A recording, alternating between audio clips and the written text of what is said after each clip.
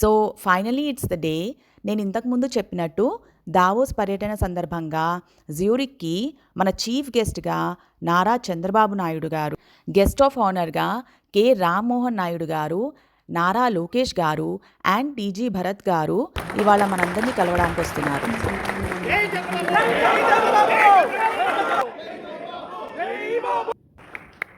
సభ ప్రారంభించడానికి కిషోర్ గారు, Telugu association Switzerland president, ఆయన అందరినీ ఆహ్వానించారు.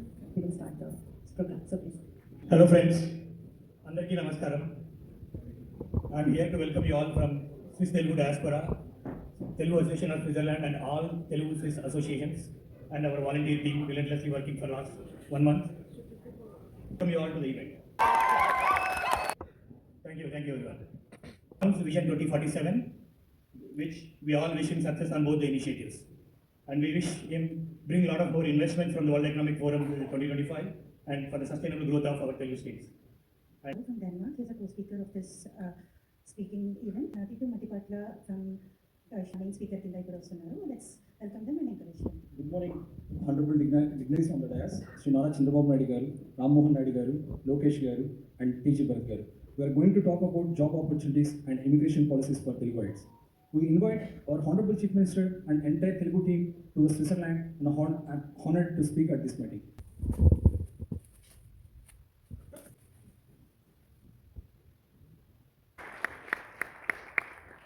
శ్రీ టీజీ భరత్ గారిని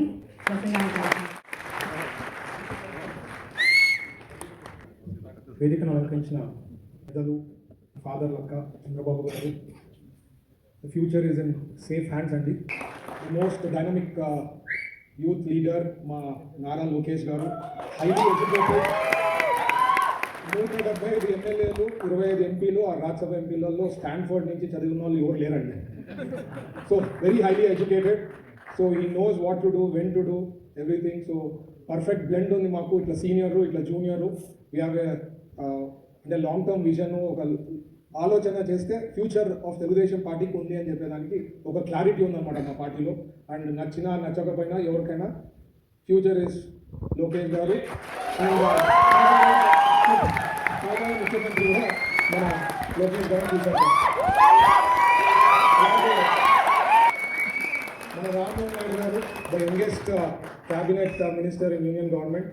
అండ్ రామ్మోహన్ నాయుడు గారికి నేను ఎప్పుడు సార్ విజన్ ఏదైతే ప్రతి డిస్ట్రిక్ట్లో ఎయిర్పోర్ట్స్ రావాలా అని చెప్పి సార్ థాట్ ప్రాసెస్ ఉంది. నాకు తెలిసి గ్యారంటీ రామ్మోహన్ నాయుడు గారు ప్రతి డిస్ట్రిక్ట్ హెడ్ క్వార్టర్స్లో ఎయిర్పోర్ట్స్ పెట్టి మా కర్నూలు నుంచి కూడా విజయవాడకి తొందరగా ఫ్లైట్ని ఏర్పాటు చేయాలని మరి ఇక్కడి నుంచి కూడా రిక్వెస్ట్ చేస్తాను.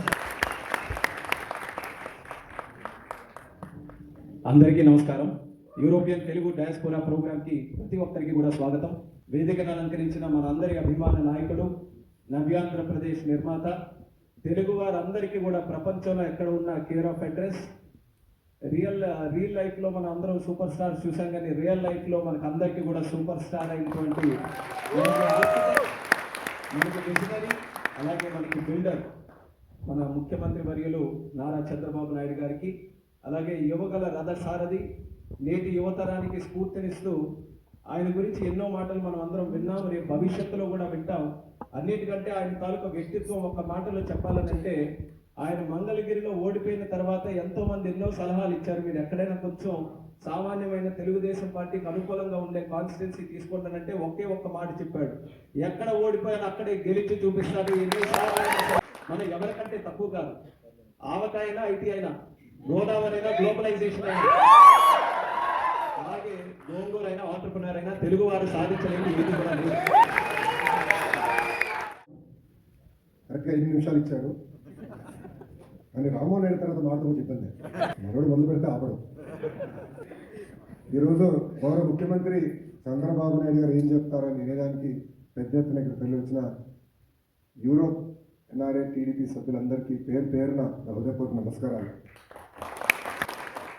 తెలుగు జాతి సత్తా ఏంటో ఢిల్లీకి వినిపించిన వ్యక్తి విశ్వవిఖ్యాత నరసార్వభౌమ స్వర్గీయ నందమూరి తారక రామారావు. తెలుగు జాతి సత్తా ప్రపంచానికి వినిపించిన వ్యక్తి మన ప్రియతమ నాయకుడు చంద్రబాబు నాయుడు గారు. చంద్రబాబు నాయుడు గారు ముఖ్యమంత్రి అయినప్పుడు కరెక్ట్గా నేను 8th క్లాస్లో నాకు ఇప్పుడు కూడా ఆ 10 సంవత్సరాలు 94, 95 నుంచి 2004 వరకు మనం ఒకసారి చూస్తే ఒక్క ఫోటో సమప్ చేస్తుంది ఆయన పరిపాలన. న్యూయార్క్లో వర్షం పడుతున్న సమయంలో ఆయన చేతిలో ఫైల్ పెట్టుకుని, సంతలో ఫైల్ పెట్టుకుని బ్యాగ్ మోసుకుంటూ నడుస్తూ ఉంటారు ముఖ్యమంత్రిగా. ఆనాడు ఆయన విజన్ 2020 అంటే చాలామంది ఎగతాళి చేశారు. కానీ ఈరోజు తిరిగి వెళ్ళి హైదరాబాద్లో చూస్తే ఆయన చెప్పిన ప్రతి మాట ఈరోజు నిజమైంది. ఆంధ్రప్రదేశ్ గౌరవ ముఖ్యమంత్రి వర్యులు శ్రీ నారా చంద్రబాబు నాయుడు గారిని ముఖ్య ప్రసంగానికి ఆహ్వానిస్తున్నారు.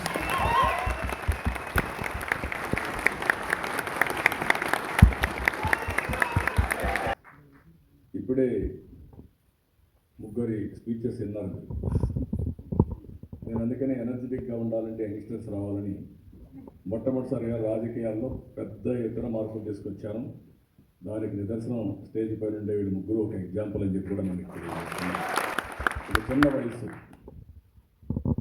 అవకాశాలు ఇస్తే అందిపుచ్చుకునే స్ఫూర్తి.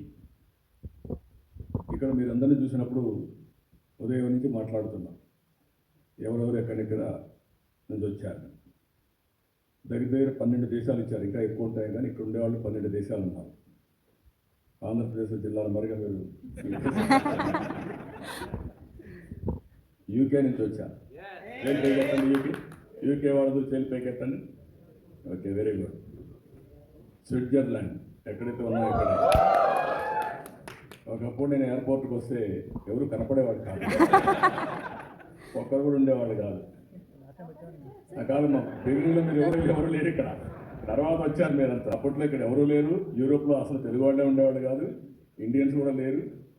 అప్పట్లో యూరోప్ కూడా ఇండియన్స్ని అలో చేసేవాళ్ళు కూడా కాదు, కన్జర్వేటివ్గా ఉండేవాళ్ళు. ఇప్పుడిప్పుడు లిబరలైజ్ అయ్యారు. అందుకే అందరూ మన వాళ్ళు చాలా తెలివైన వాళ్ళు. ఎక్కడ అవకాశాలు అక్కడికి వెళ్ళిపోతారు. అప్పుడు నేరుగా అమెరికాకి వెళ్ళిపోయారు. నేను అనుకున్నాను, కొంతమంది చనిపోయినా గుర్తుంటారు కానీ నేను బ్రతికున్నగానే గుర్తుపెట్టుకున్నారంటే.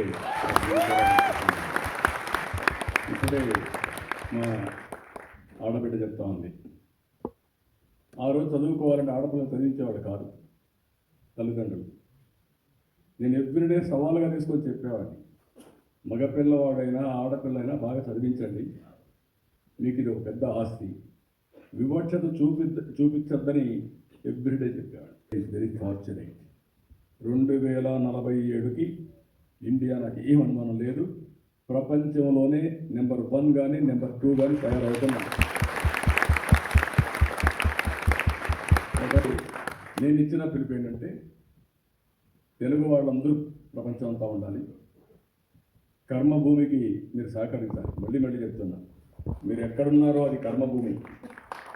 అవకాశాలు ఇచ్చింది మీకు. ఇచ్చినప్పుడు ఇక్కడ కర్మభూమికి మీరు పట్టించుకోకపోతే మీ మీద అసూయ వస్తారు, అది కరెక్ట్ కాదు. అదే సమయంలో మీకు అవకాశాలు ఇవ్వడానికి మీకు అవకాశం కల్పించింది జన్మభూమి, మీ స్వగ్రామం. రెండు కూడా బ్యాలెన్స్ చేయాలని మరొకసారి మిమ్మల్ని కోరుకుంటున్నా. ఇది ఒక పద్ధతి ప్రకారం మనం పెట్టుకోగలిగితే ఏదైనా సాధ్యం. 2047కి ప్రపంచంలో నెంబర్ 1 కమ్యూనిటీ ఎవరంటే, మోస్ట్ పవర్ఫుల్ కమ్యూనిటీ ఎవరంటే, దానికి చిరునామాగా మీరు ఉండాల్సిన అవసరం ఉంది. అదే నా ఆలోచన, అదే నా విజన్, అదే నా సంకల్పం. నా సంకల్పం మనందరి సంకల్పం కావాలని దానికి ఆమోదం చెప్పాల్సిందిగా మరొకసారి మీ అందరూ జరుగుతుంది. ఎక్కడిక్కడ వర్కౌట్ చేస్తే ఇక్కడ కంపెనీస్కి అవసరమైతే మ్యాన్ పవర్ని ఫిజికల్గా కానీ వర్చువల్గా కానీ రిక్రూట్ చేసి మనం ముందుకు పోయే పరిస్థితి వస్తుంది. ఈ విషయం కూడా మీరు గుర్తుపెట్టుకోవాలి. రెండోది, అందరూ కూడా ప్రతి ఒక్క ఇంటికి ఒకరు లేకపోతే ఇంట్లో ఉన్నందరూ ఆర్టిఫిషియల్ ఇంటెలిజెన్స్ అడాప్ట్ చేసుకోవాలి. ఒకప్పుడు ఐటీ మాట్లాడాను, ఇప్పుడు మీరు ఏ డెసిషన్ తీసుకోవాలన్నా ఇమ్మీడియట్గా అడగండి చాట్ జీపీటీని. వీలైతే ఏఐ అనేది గవర్నమెంట్ ఆఫ్ ఇండియా కానీ ఆంధ్రప్రదేశ్ కానీ ఎట్లా చేయగలదో తెలియదు. వాళ్ళకి లంసమ్ డబ్బులు పే చేసేసి అది ఓపెన్ పెట్టేసి అందరూ కూడా అడాప్ట్ చేసుకోవడానికి, అక్కడి నుంచి వర్క్ చేయడానికి వీలైతే పెడదామని కూడా ఆలోచిస్తున్నానంటే ఏఐ అనేది ఆ ప్లాట్ఫామ్స్ అన్నీ అందరికీ యాజ్ ఆన్ టుడే ఓపెన్ ఉన్నాయి. కొన్ని పేమెంట్స్ ఉన్నాయి. ఆ పేమెంట్సే గవర్నమెంట్లే కట్టేస్తే వాళ్ళ ప్లాట్ఫామ్ మనకి సోర్స్ మనకి ఇస్తే మనం డెవలప్ చేయొచ్చు చూద్దాం అనుకుంటున్నాం. ఇది కూడా మీరు గుర్తుపెట్టుకొని ఏ విధంగా చేయాలో మీరు చేయాల్సి నేను కోరుతున్నాను. ఇంకొక పక్కన ఈరోజు నేను ఒక విజన్ డాక్యుమెంట్ తయారు చేశాను. Population management, skill development, human resource development, ఇంకొక పక్క వాటర్. అందుకే ఇప్పుడు కొత్తగా మీరు చూస్తే గోదావరి నుంచి బనకచెర్లకు నీళ్లు తీసుకోవాలనుకుంటున్నాం. అది వస్తే పెద్ద గేమ్ చేంజర్గా అవుతుంది. అది కూడా రిపోర్ట్ చేస్తున్నాం. ఇంకొక పక్క వ్యవసాయం పైన శ్రద్ధ పెడుతున్నాం. గ్లోబల్ బెస్ట్ లాజిస్టిక్స్ హబ్గా తయారు చేయాలనుకుంటున్నాం. పవర్లో మీరు ఊహించని పరిణామాలు వస్తున్నాయి. ఈరోజు మీరు చూస్తే ఇంటిపైనే కరెంటు తయారు చేసుకునే పరిస్థితికి వచ్చాం. అదే మరిగా ఈరోజు విండ్ పవర్ వచ్చింది, అదే మరి పంపుడ్ ఎనర్జీ వచ్చింది, గ్రీన్ ఎనర్జీ వచ్చింది. ఇప్పుడు ఆంధ్రప్రదేశ్కి ఒక గ్రీన్ హైడ్రోజన్ హబ్గా తయారయ్యేదానికి అవకాశాలు వచ్చాయి. దీనివల్ల కొన్ని లక్షల మందికి ఉద్యోగాలు వస్తాయి. ఓట్లు ఉన్నాయి కాబట్టి మన దగ్గర నుంచి మనం ఎక్స్పోర్ట్ చేసే పరిస్థితి కూడా వస్తుంది. దీనికి కూడా శ్రీకారం చుట్టి మనం ముందుకు పోతున్నాం. నేను మిమ్మల్ని అందరినీ ఇంకా ఎక్కువ టైం కాకుండా పాలసీలు ఏం తీసుకొచ్చో అన్నీ తీసుకొచ్చాం. ఏ విధంగా మిమ్మల్ని అందరినీ విన్ విన్ సిచ్యువేషన్లో ఆంధ్రప్రదేశ్ అభివృద్ధిలో కూడా భాగస్వామ్యం చేయాలని నేను కూడా ఆలోచిస్తాను. ఉన్నారు, చదువుకున్నారు, ఇంట్లో చిన్న చిన్న పనులు ఉంటాయి, పిల్లల్ని చూసుకుంటారు, వంట చేసుకుంటారు. కానీ ఒక 5-6 గంటల టైం ఉంటుంది. ఆ 5-6 గంటలు కానీ పనిచేస్తే 40,000-50,000 రూపాయలు మినిమం ఆ తెలివితేటల బట్టి డబ్బులు వస్తాయి. నా ఆలోచనలన్నీ కూడా చిన్న చిన్న ఆలోచనలు ఉండవు, మెగా డ్రీమ్స్ ఉంటాయి. ఆ డ్రీమ్స్ కూడా మీ జీవితాల్లో మీరంతా కూడా ఒక ఉన్నతమైన స్థానానికి వెళ్ళే విధంగా ఆలోచిస్తూ ఉంటాను. ఇవన్నీ మీరు ఉపయోగించుకోవాల్సిందిగా మరొకసారి కోరుకుంటూ, మీరు చూపించే ప్రేమకి రియల్గా నా జీవితంలో ఎప్పుడూ మర్చిపోలేను. నా జీవితంతో మీకోసం పనిచేస్తా, పనిచేయడం కాదు మీరు రుణం తీసుకుంటాను. మరొకసారి అందరికీ తెలియజేస్తూ వండర్ఫుల్ ఎక్స్పీరియన్స్. చాలా మీరు చూపించే ఆనందం నాకైతే నేను ఎంత చేసినా తక్కువ అవుతుంది. కానీ మిమ్మల్ని నేను ఎప్పటికీ మర్చిపోను.